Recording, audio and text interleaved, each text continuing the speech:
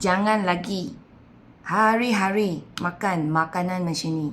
Sebab ini makanan tak sesuai untuk semua orang makan.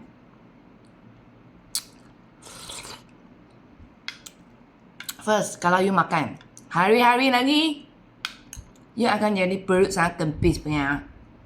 You punya perut tak tahu akan pergi mana punya. Itu perut puncit. Sebab apa? Sebab ini dia punya fiber sangat tinggi. Dia punya protein lengkap. So, bila you makan, dia kenyang lumayan lama. So, bila dia kenyang lama, dia lagi bagi you fiber, bagi usus you sihat, nanti you senang membuang. So, you lagi kurang makan, lagi senang membuang, perut akan hilang. Itu perut buncit. So, orang jangan makan hari-hari ya. Kalau terlalu kempis sudah, sekali-sekala makan sudah.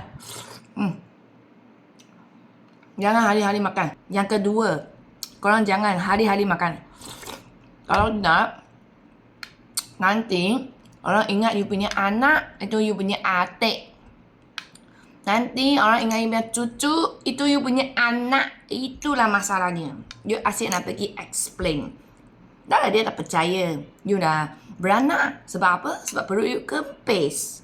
Dia ingat itu adik. Habis kalau korang umur dah 50 lebih, jangan lagi.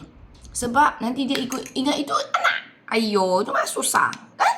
Sebab ini boleh kasih you bertenaga, awet muda. Antioksidan ni dalam sangat tinggi. So, jangan hari-hari makan. Bahaya. Yang ketiga ni lagi lah. Jangan makan hari-hari. Kalau terjadi, I tak tahu.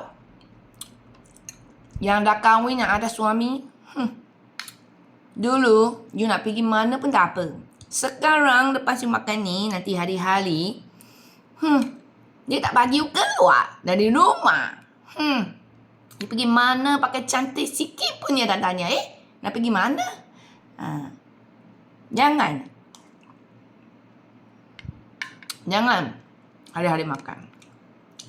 Banyak masalah.